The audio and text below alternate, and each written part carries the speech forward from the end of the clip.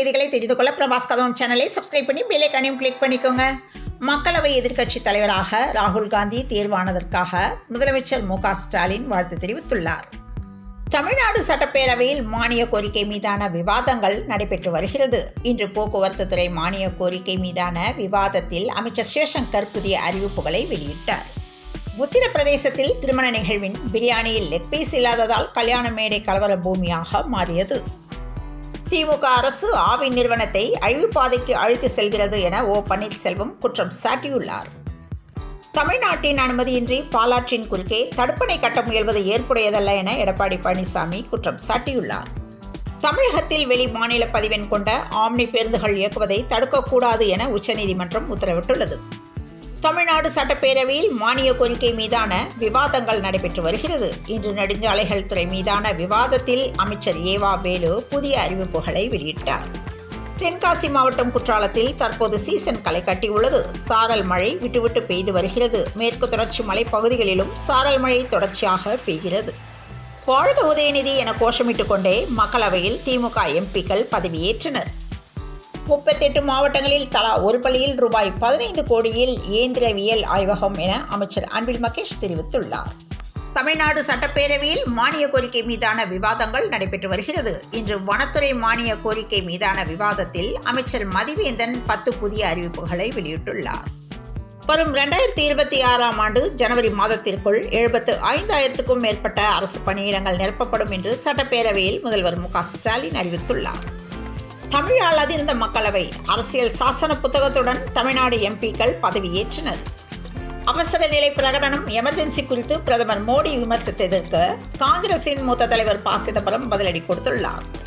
சொந்த பிள்ளைகளாலேயே முதுகில் குத்தப்பட்டு பாரத மாதா கண்ணீர் வடித்த நாள் என கவர்னர் R.N. ரவி தெரிவித்துள்ளார். போதைப்பொருள் நிறைந்த மாநிலமாக தமிழகம் மாறியுள்ளதாக எடப்பாடி பழனிசாமி குற்றம் சாட்டியுள்ளார். தேர்வாணையம் மூலம் தேர்வு செய்யப்பட்ட 14 பேருக்கு பணி நியமன ஆணையை முதலமைச்சர் மு.க.ஸ்டாலின் வழங்கினார். பழமையான கோவில்களில் திருப்பணிக்காக ரூபாய் 100 கோடி ஒதுக்கீடு செய்துள்ளதாக அமைச்சர் தகவல் தெரிவித்துள்ளார். தமிழக மீனவர்கள் கைது காரணமாக இலங்கை கடற்படையினரின் அத்துமீறலை முடிவுக்கு கொண்டு வர வேண்டும் என அன்புமணி ராமதாஸ் தெரிவித்துள்ளார். கன்னட நடிகர் சிவராஜ்குமார் தனது மனைவி கீதா சிவராஜ்குமார் மற்றும் குடும்பத்தினருடன் நண்பர்களுடனும் காரைக்கால் மாவட்டம் திருநள்ளாறு சனீஸ்வர பகவான் கோவிலில் சாமி தரிசனம் செய்தார். அவருக்கு கோவில் நிர்வாகம் சார்பில் வரவேற்பு அளிக்கப்பட்டது. கள்ளக்குறிச்சி விவகாரத்தில் சிபிஐ விசாரணை தேவை என ஆளுநர் R.N. ரவியை சந்தித்த பின் எடப்பாடி பழனிசாமி பேட்டி அளித்துள்ளார். நடிகர் விஜய் சேதுபதி நடிப்பில் உருவான மகாராஜா திரைப்படம் வெளியான 10 நாட்களில் உலகம் முழுவதும் 81 கோடியே 8 லட்சம் வசூலித்துள்ளதாக அதிகாரப்பூர்வமாக அறிவிக்கப்பட்டுள்ளது. டெல்லிக்கு ஹரியானா மாநிலம் தண்ணீர் கொடுக்கும் வரை காலவரையற்ற உண்ணாவிரதம் இருக்கப் போவதாக அமைச்சர் அதிஷி அறிவித்திருந்த நிலையில் 5 நாள் முடிவடைந்த நிலையில் தற்போது அவரது உடல்நிலை மோசமானதை அடுத்து உண்ணாவிரதத்தை முடித்துக் கொண்டதாக தகவல் வெளியாகியுள்ளது. மக்களவை சபாநாயகர் தேர்தலில் போட்டியிட NDA கூட்டணி சார்பில் ஓம் பிர்லா மற்றும் இந்தியா கூட்டணி சார்பில் கொடிக்குன்னில் சுரேஷ் வேட்புமனு தாக்கல் செய்துள்ளார். 40க்கு 40 அவர்களுடைய மனதை உறுத்துகிறது என பேரவையில் அதிமுகவின் கலவரம் குறித்து முதலமைச்சர் மு.க.ஸ்டாலின் விமர்சனம் செய்துள்ளார். திருவள்ளூரில் உள்ள அரசு போக்குவரத்து கழக பணிமனை முன்பு காஞ்சிபுரம் மண்டல தமிழ்நாடு அரசு போக்குவரத்து ஊழியர் சங்கம் சார்பில் இன்று உண்ணாவிரத போராட்டம் நடைபெற்றது. சென்னையில் மோட்டார் சைக்கிள் திருடர்களை காட்டிக் கொடுக்கும் நவீன கேமராக்கள் பயனளித்துள்ளதாக தகவல் வெளியாகியுள்ளது. சனாதன தர்மம் குறித்து சர்ச்சைக்குரிய வகையில் அமைச்சர் உதயநிதி ஸ்டாலின் பேசியதாக நீதிமன்றத்தில் வழக்கு தொடுத்த நிலையில் இந்த வழக்கில் நீதிமன்றம் அதிரடி உத்தரவு பிறப்பித்துள்ளது. முன்னாள் பிரதமர் V.P. சிங்கின் 94வது பிறந்த நாளான இன்று அவரது திருவுருவப் படத்திற்கு முதலமைச்சர் மு.க.ஸ்டாலின் மலர் தூவி மரியாதை செலுத்தினர்.